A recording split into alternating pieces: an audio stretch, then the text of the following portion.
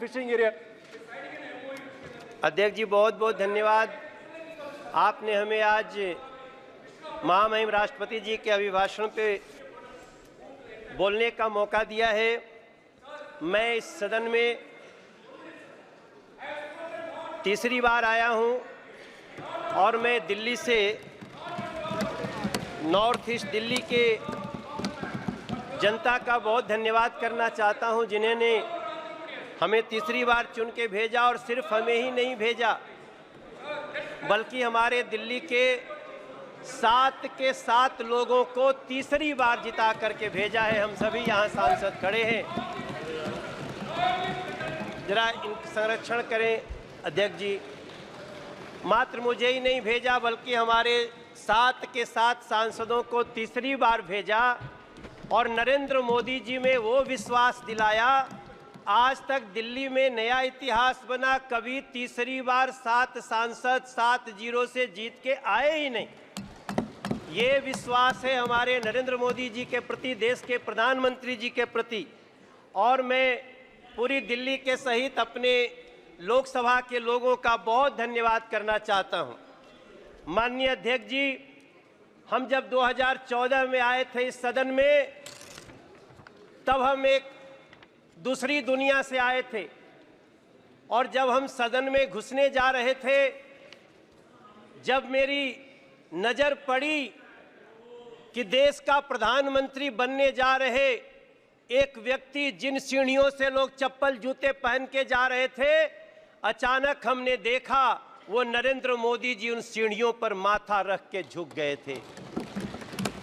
हमारे जैसे लोग जो किसी और दुनिया से राजनीति में आते हैं, उनके लिए एक बड़ा एग्जाम्पल था।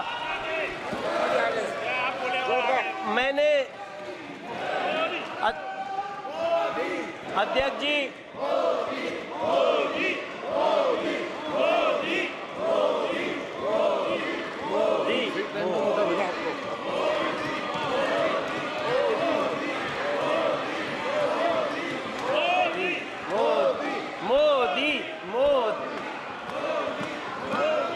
भारत माता की। अध्यक्ष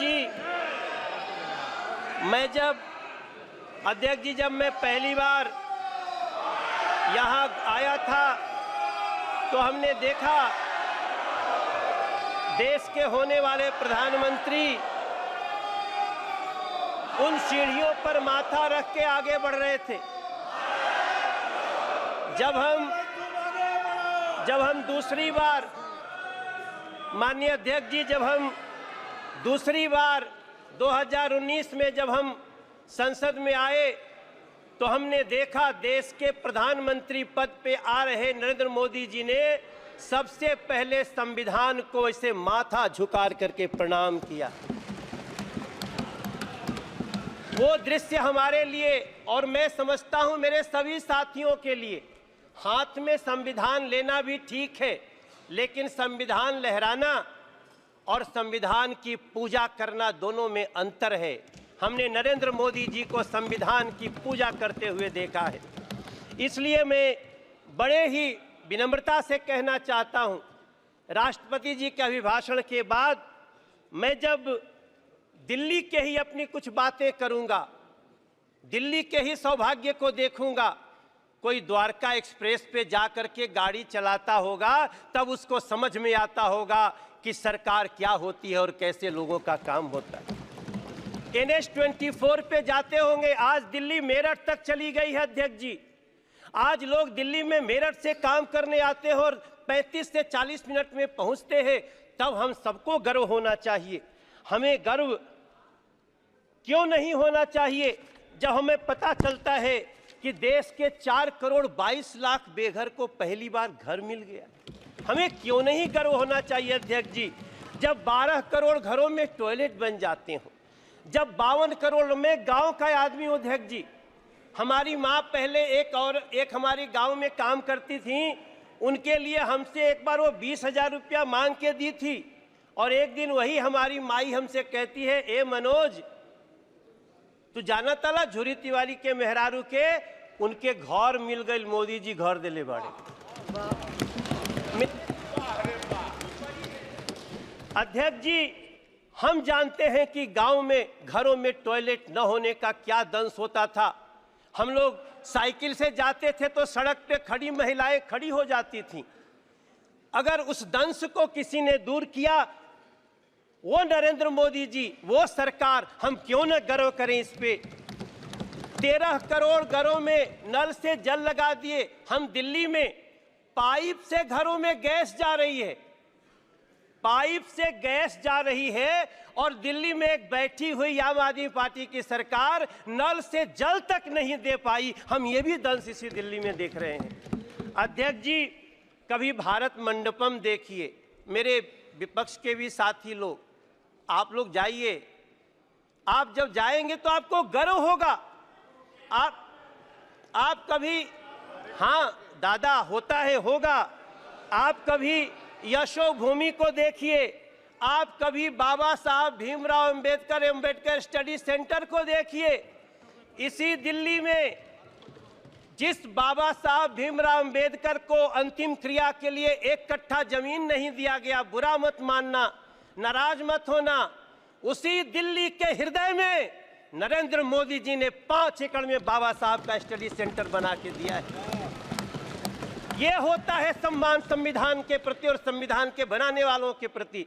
मुझे बहुत वेदना के साथ टीएमसी के एक हमारे सांसद, मेरे प्रिय साथी, आज आपने एक्ट्रेस के नाम पे क्या दिया? क्या एक महिला को, आप देखो, बुरा मत मानना, हाथ जोड़ के, आपको ये बात, इस तरह से महिलाओं का अपमान नहीं करना चाहिए। कल्याण दादा, नहीं करना चाहिए। मैं आपसे प्रार्थना करता हूं, आप कोई एक्ट्रेस को सिर्फ देखने वाली वस्तु महिलाओं को न समझा जाए, हम आपसे प्रार्थना करते हैं। हमें गर्व इस बात का होना चाहिए। अध्यक्ष जी, माफी चाहता हूं। अध्यक्ष जी, मैं खत्म करूंगा। मुझे गर्व तब होना चाहिए जब इस दिल्ली में, अब इस देश में, नहीं, हम गुमराह नहीं कर रहे हैं। अगर आप, दादा, कोई बात नहीं दादा, अब इस देश में, दादा, ऐसा नहीं करना चाहिए। देश के 70 साल के बुजुर्गों को अब वृद्धाश्रम भेजने की आवश्यकता नहीं। खत्म करना।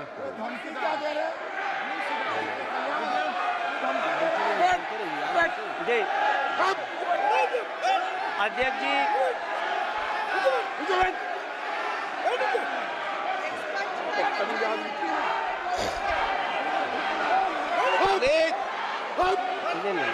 प्लीज अध्यक्ष जी, ओके, प्लीज अध्यक्ष जी, प्लीज प्लीज, नो। अध्यक्ष जी, अध्यक्ष जी, हमको गर्व होता है वंदे भारत जैसी ट्रेन में बैठकर। हमको गर्व होता है जब 70 साल के बुजुर्ग को अब किसी वृद्धाश्रम भेजने की जरूरत नहीं पड़ेगी, हम उसका इलाज कराने के लिए मोदी सरकार खड़ी रहेगी। हमें तब गर्व होता है। अध्यक्ष जी, हमें गर्व होना चाहिए जब भ्रष्टाचारियों पर नकेल हो। इसलिए मैं प्रार्थना करता हूं अपने सभी साथियों से कि हो सके तो, हाँ, गाना तो गाते हैं दादा, हम आप सभी से प्रार्थना कर, अब आज जब यहाँ से हम निकलते हैं तो हमें अपने माँ के नाम से एक पेड़ लगाने का एक अभियान जो शुरू हुआ है उसमें साथ देना चाहिए। चलिए मिलकर के माँ के नाम से एक पेड़ लगाते हैं। दादा, माँ के नाम से आप भी लगा दो। कल्याण जी, माँ के नाम से एक पेड़ लगाइए।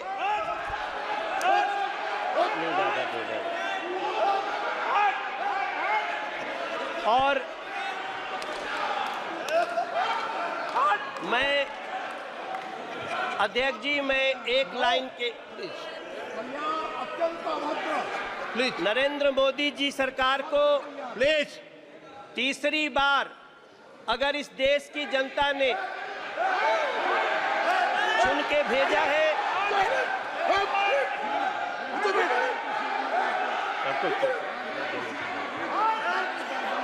अध्यक्ष जी,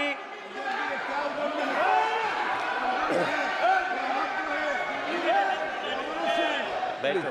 प्रसून जी अध्यक्ष जी, प्लीज मैं नो दो पंक्ति के साथ अपनी वाणी को विराम देने जा रहा हूं। नरेंद्र मोदी जी को तीसरी बार देश ने ऐसे ही नहीं चुना है। हमारे संस्कृत में एक श्लोक है, अभिवादनशीलस्य नित्यं वृद्धोपसेविनः चत्वारः तस्य वर्धन्ते आयुर्विद्या यशो बलम। नरेंद्र मोदी जी की भी आयु बढ़े, नरेंद्र मोदी जी के सरकार की भी आयु बढ़े, ये इस देश की जनता चाहती है। आपने हमें बोलने का मौका दिया। मैं राष्ट्रपति जी के अभिभाषण को बहुत ही उत्तम मानता हूं, बहुत समर्थन करता हूं। आपको धन्यवाद देता हूं।